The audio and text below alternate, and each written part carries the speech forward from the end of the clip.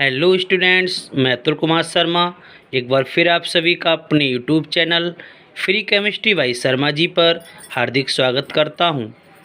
आज हम लोग जिस टॉपिक को पढ़ेंगे उसका नाम है होर्न्स नियम। बच्चों, इस होर्न्स नियम को हम लोग कैसे पढ़ेंगे, क्यों अपने लोगों को इस नियम को पढ़ करके क्या जानकारी मिलेगी, किसने इस नियम को प्रस्तुत किया था, कब प्रस्तुत किया था, इन सारी बातों की हम लोग चर्चा करने वाले हैं। बच्चों, सबसे पहला पॉइंट, एक एक पॉइंट को अपने कॉपी पर भी नोट कर सकते हैं। एक बात और कहूँगा, जिन बच्चों ने अभी तक मेरे चैनल को सब्सक्राइब नहीं किया है तो कृपया सबसे पहले मेरे चैनल को सब्सक्राइब कर लें, ताकि मेरे द्वारा जो भी वीडियोज़ अपलोड की जाए उसका नोटिफिकेशन सबसे पहले आपको प्राप्त हो जाए। अगर मेरा ये वीडियो आपको पसंद आए तो कृपया करके इसको लाइक करें और अधिक से अधिक अपने दोस्तों में शेयर करेंगे। बच्चों, होर्न्स के नियम को एक नाम और दिया गया है, होर्न्स का अधिकतम बहुलकता का नियम। बहुत ही ध्यान से पॉइंट को समझना।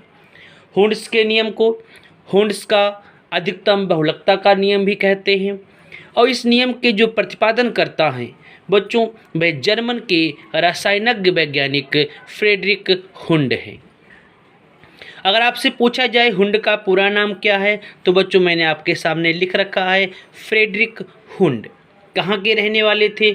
जर्मन के रहने वाले थे, और उन्होंने बच्चों सन 1927 में इस नियम को प्रस्तुत किया था। एक एक पॉइंट को समझिएगा। हुंड के नियम को हुंड का अधिकतम बहुलकता का नियम भी कहते हैं। किसने प्रतिपादित किया था? तो जर्मन के वैज्ञानिक फ्रेडरिक हुंड ने बच्चों इसको प्रतिपादित किया था। कब किया था? 1927 में बच्चों इस नियम को प्रतिपादित किया था। आइए हम लोग नियम को पहले पढ़ते हैं, फिर इसको हम लोग समझते हैं। नियम क्या है? नियम है किसी भी कक्षक के सभी उपकक्षकों में पहले एक एक इलेक्ट्रॉन भरने के बाद ही उनका युग्मन प्रारंभ होता है। फिर से एक बार इसको रिकॉल करिए, फिर से आप इसको दोहराइए। किसी भी कक्षक के सभी उपकक्षकों में पहले एक एक इलेक्ट्रॉन भरने के बाद ही उनका युग्मन प्रारंभ होता है। आप लोग किसी भी समय खाली बैठे इस नियम को बार बार रिपीट करें। बार बार रिपीट करेंगे तो यह नियम आपको याद हो जाएगा। क्या नियम है? किसी कक्षक के सभी उपकक्षकों में पहले एक एक इलेक्ट्रॉन भरने के बाद ही उनका युग्मन प्रारंभ होता है। आई होप आपको ये सारी बातें समझ में आ गई होंगी। यहाँ पर थोड़ा सा सुधार कर लीजिए, यहाँ पर हम लोग इसको हटा देते हैं। तो आप लोगों ने नियम को पढ़ लिया। किसी भी कक्षक के सभी उपकक्षकों में पहले एक एक इलेक्ट्रॉन भरने के बाद ही उनका युग्मन प्रारंभ करते हैं। अब देखिए किस तरह से मैं इस नियम को आपके सामने स्पष्ट करता हूँ। आप देख रहे होंगे मैंने आपके सामने बच्चों sp-df ये 4 ऑर्बिटल्स को बना रखा है। हमें पता है s के लिए एक कक्षक बनता है, p के लिए 3 कक्षकों को बनाया जाता है, d के लिए 5 कक्षकों को बनाया जाता है, और f के लिए बच्चों 1 2 3 4 5 6 7 कक्षकों को बनाया जाता है। आप लोगों ने पहले से ही इस बात को जान रखा होगा। s में अधिकतम कितने इलेक्ट्रॉन आते हैं? तो बच्चों 2 आते हैं, p में 6 इलेक्ट्रॉन आते हैं, d में 10 इलेक्ट्रॉन आते हैं, और f में 14 इलेक्ट्रॉनों को प्रवेश मिलता है। अगर बच्चों s में इलेक्ट्रॉनों को भरना है तो आप देखिएगा बच्चों s में कितने आ सकते हैं? 2 इलेक्ट्रॉन आ सकते हैं, एक ऊपर के लिए और एक की दिशा नीचे के लिए ही रहती है। बच्चों, इस s कक्षक के लिए यह हुंड का नियम लागू नहीं होगा, क्योंकि s में केवल एक ही कक्षक बनता है। जबकि हम लोग शुरुआत कहाँ से करेंगे? P से शुरुआत करेंगे, और यहाँ से आपको हुंड का नियम बहुत ही अच्छी तरीके से समझ में आएगा। बच्चों, हमारे पास P के लिए 3 कक्षक हैं, 1 2 और 3, और इसमें हम लोगों को मान लेता हूँ 6 इलेक्ट्रॉनों को प्रवेश दिलाना है। तो हम लोग किस तरह से दिलाएंगे? देखिए 2 तरीके हैं। अगर मैं आपसे कहूँ साहब इनमें इलेक्ट्रॉन को भरिएगा तो आप क्या करेंगे?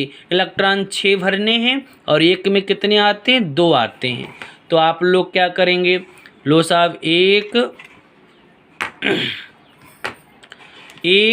2 3 4 5 6 भर दिया, यही तो करेंगे। लेकिन साहब हुंड के नियम के अनुसार यह तरीका गलत है। क्यों गलत है? क्योंकि हुंड ने बताया था कि किसी भी कक्षक के सभी उपकक्षकों में बच्चों जब तक एक एक इलेक्ट्रॉन नहीं भर जाएगा तब तक उनका जोड़ा नहीं बन सकता है। अर्थात अगर 6 इलेक्ट्रॉन भरने हैं तो बच्चों पहले 1 2 3, जब तक सब में इलेक्ट्रॉन नहीं भर जाएगा तब तक जोड़ा नहीं बना सकते हैं। अब देखिए किसी कक्षक के सभी उपकक्षकों में एक एक इलेक्ट्रॉन भरने के बाद, यही तो नियम था, भरने के बाद अब जोड़ा बना सकते हैं। 1 2 3 अपने को भरने कितने? 6। तो देखिए 4 5 और 1 6। क्लियर हो गई बात? अब आपकी समझ में आ गया होगा। चलिए डी में इलेक्ट्रॉनों को भरते हैं।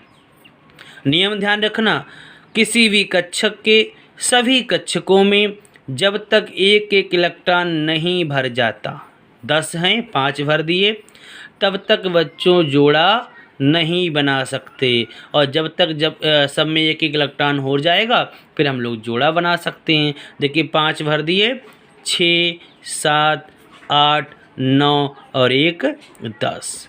इसी तरह से एफ की बात, तब तक जोड़ा नहीं बना सकते जब तक सब में एक एक इलेक्ट्रॉन का प्रवेश ना हो जाए।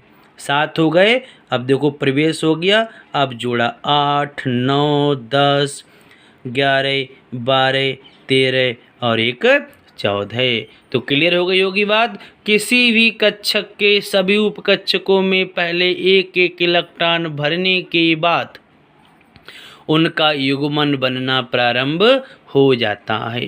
अब आई होप बच्चों अब आपको यह नियम बहुत ही अच्छी तरीके से याद हो गया होगा। एक पॉइंट मैं आपको और बता दूं ताकि आप लोगों को किसी भी प्रकार की समस्या ना हो। जो पॉइंट मैं बच्चों बताने जा रहा हूं वह पॉइंट भी बहुत इम्पॉर्टेंट है। पॉइंट क्या है? चलिए हम लोग पॉइंट की बात करते हैं कि आखिर वो पॉइंट है कौन सा। बच्चों 2 प्रकार के कक्षक स्थायी होते हैं। कितने प्रकार के कक्षक मैंने बताए? 2 प्रकार के कक्षक स्थायी होंगे। मतलब कक्षक स्थायी है कि नहीं है, इसके लिए 2 कंडीशन होंगी। कैसी कंडीशन? या तो जो कक्षक हैं, बहुत ध्यान से पॉइंट समझना बच्चों, या तो कक्षक पूर्ण पूरित हों।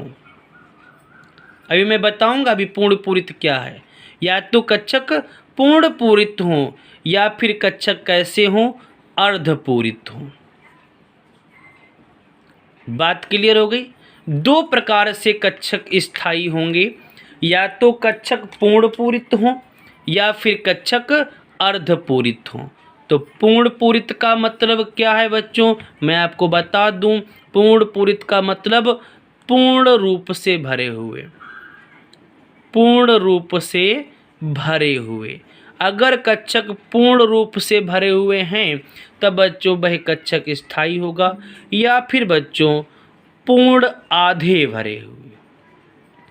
पूर्ण आधे भरे हुए। मैं अपनी बात को अब आपके सामने रखता हूँ कि इस तरीके से देखिएगा बच्चों। मैं ये काम करता हूँ, मैं ये पी वाला कक्षक यहाँ से हटा देता हूँ और अब फिर से शुरुआत करता हूँ। देखिए मैंने ये पी बना दिया और एक फिर से यहीं पर पी बना देता हूँ। बच्चों इलेक्ट्रॉन कितने आते हैं? 6 आते हैं। देखिए 1 2 3 4 5 6। अब देखिए यह जो पी कक्षक है यह पूरी तरीके से भरा हुआ है कि नहीं है। मैंने क्या बोला? 2 प्रकार से स्थायी होंगे। पहला कौन सा? पूर्ण पूरित, जो पूरी तरीके से भरा हो, अर्थात ये पूर्ण पूरित है। कैसा बच्चों? पूर्ण पूरित। और जब कोई पूर्ण पूरित होगा तो बच्चों वह कैसा होगा? स्थायी होगा। क्लियर हो गई बात? मैंने यहाँ पर इलेक्ट्रॉन को रखा, क्या ये पूर्ण पूरित है? नहीं है। मतलब अस्थाई है कि स्थायी? अस्थाई है। अब देखिएगा, अब भी अस्थाई है। अब देखिएगा, अब ये नहीं कहना कि अब यह अस्थाई है, अब यह बच्चों स्थायी है। अब आप पूछेंगे साहब अब ये कैसे स्थायी है, ये तो पूरा भरा हुआ नहीं है। तो देखिए बच्चों, मैंने दो कंडीशन लगाई है, पूर्ण पूरित या अर्ध पूरित। या तो पूरी तरीके से भरा हो या पूरा आधा भरा हो। देखिए बच्चों, पी में 6 आते हैं, लेकिन यहाँ पर कितने हैं? 1 2 और 1 3, यानी ये बच्चों आधा पूरा भरा है। तो जब आधा पूरा भरा होता है तो उसको हम लोग कहते हैं अर्धपूरित। ये कैसा हो जाएगा? ये अर्धपूरित होने के कारण स्थायी हो जाएगा। क्लियर हो गई बात? चलिए मैं आपको फिर से समझाता हूँ। मैं डी कक्षा को लेकर के बात करता हूँ। कितने इलेक्ट्रॉन आते हैं? 10 आते हैं। देखिए क्या है, अब ये 1 इलेक्ट्रॉन भर दिया, स्थायी है? नहीं। 2 भर दिया? नहीं। 3 भर दिया, अब भी यह स्थायी नहीं है। 4 भर दिया, अब भी स्थायी नहीं है। लेकिन जैसे ही आप 5 भरेंगे वैसे ही बच्चों ये कैसा हो जाएगा? यह हो जाएगा अर्धपूरित। और जब कोई कक्षक अर्धपूरित हो जाता है तब बच्चों वह कैसा हो जाएगा? स्थायी। क्लियर हो गई बात? अब आगे देखिएगा, मैं फिर से वही कंडीशन लगा देता हूँ। ये अर्धपूरित है। 1 इलेक्ट्रॉन अगर और आ जाए, लो साहब यह अब अस्थायी हो गया। क्यों? क्योंकि बच्चों अब यह अर्धपूरित नहीं रहा, अब नहीं रहा, अब भी नहीं रहा, अब भी नहीं है। और अब देखिएगा तो अब यह अर्धपूरित कैसा हो गया? पूर्ण पूरित हो गया।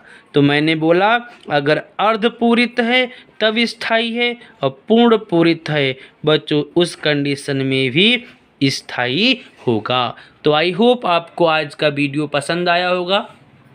अगर यह वीडियो आपको पसंद आया है तो बच्चों आप इसको अधिक से अधिक लाइक करें, और साथ ही साथ बच्चों एक काम और कीजिएगा, अपने दोस्तों में भी बच्चों इसको शेयर कीजिएगा। यदि कोई ऐसा पॉइंट है जिसको आपको क्लियर नहीं हुआ है तो आप मेरे नंबर पर मुझे मैसेज भी कर सकते हैं।